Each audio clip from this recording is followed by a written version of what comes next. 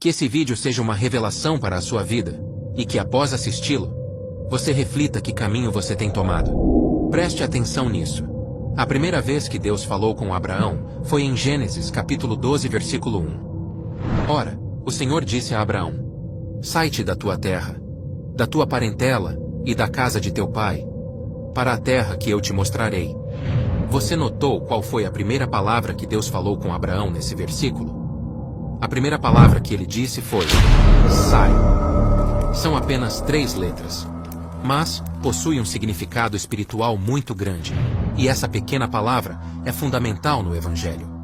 Hoje vamos refletir de forma espiritual na palavra sai, e como ela pode mudar a sua vida e seu futuro.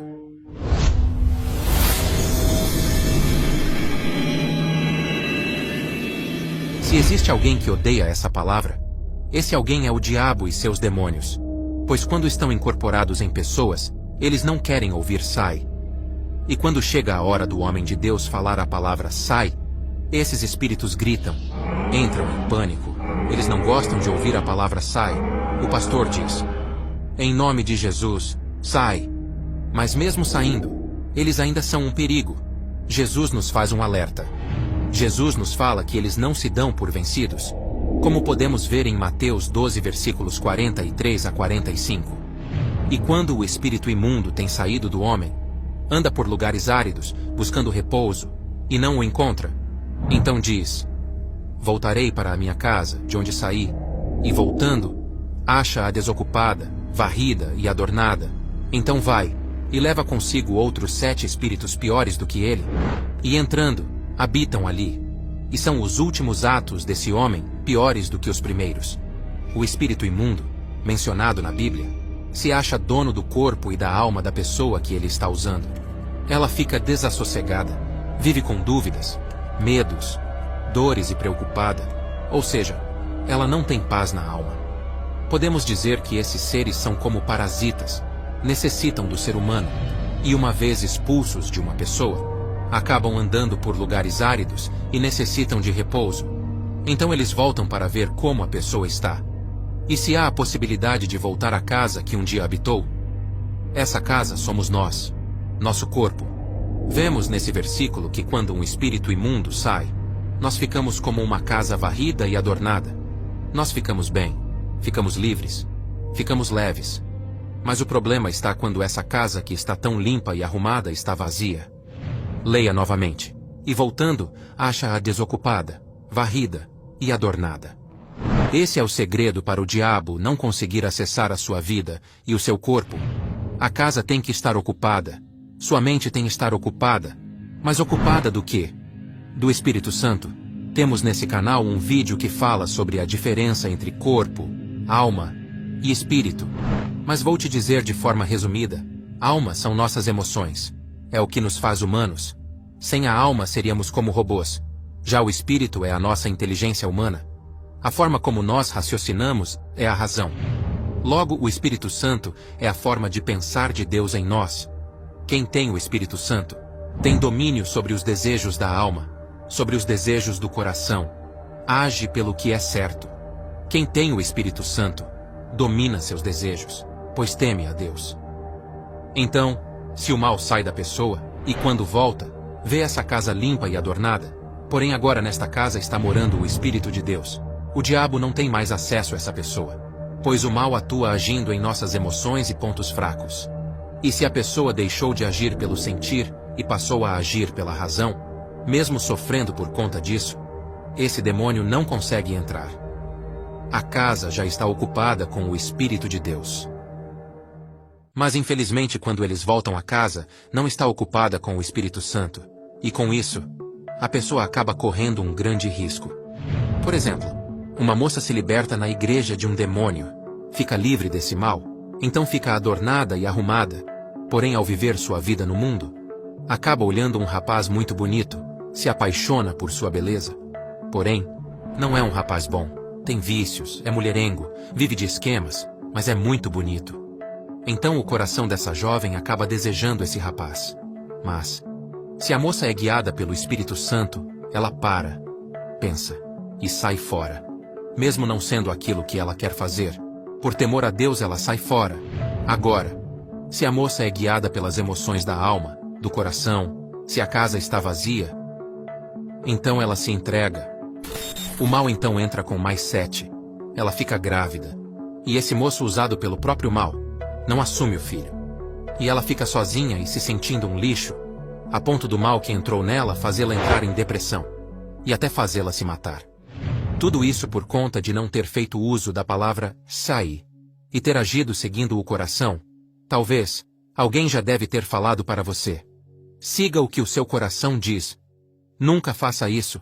Siga sempre a razão. Pois, o coração é enganoso. Como podemos ver em Jeremias 17, versículos 9 e 10. Enganoso é o coração, mais do que todas as coisas, e perverso. Quem o conhecerá?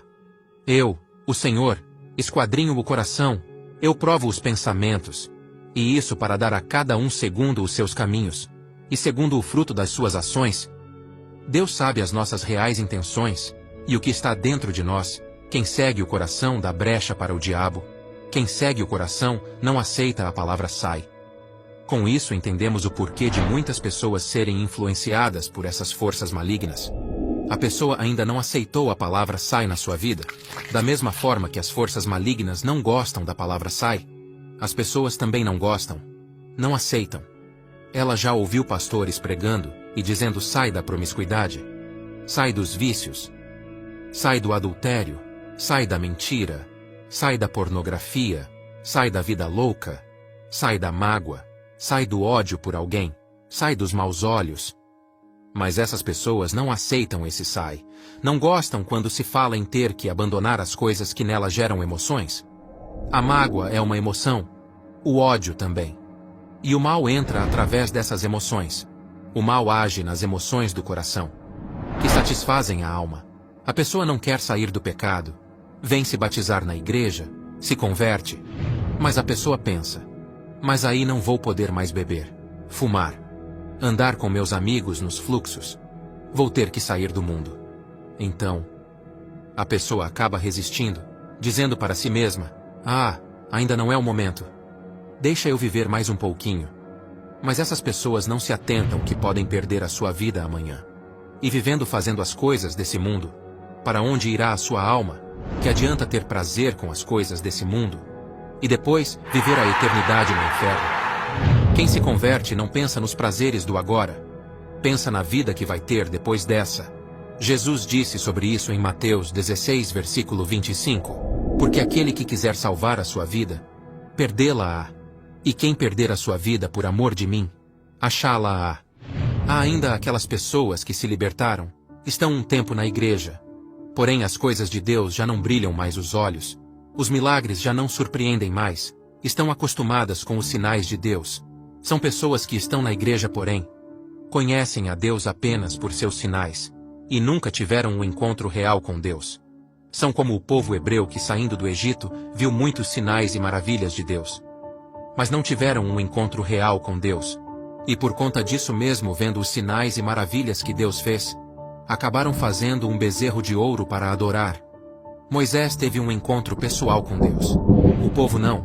Esse tipo de pessoa até fica um tempo na igreja, porém são como a mulher de Ló, acabam olhando para trás, acabam tendo saudades da vida que tinham quando eram do mundo. Jesus falou sobre isso em Lucas 17:32. Lembrai-vos da mulher de Ló. Quando Deus destruiu Sodoma, enviou anjos para salvar a Ló e sua esposa. E o anjo instruiu a eles para fugirem e não olharem para trás. Como podemos ver em Gênesis 19, versículo 17. E aconteceu que, tirando-os fora, disse: escapa-te por tua vida. Não olhes para trás de ti, e não pares em toda esta campina. Escapa lá para o monte, para que não pereças. Porém a mulher de Ló não obedeceu.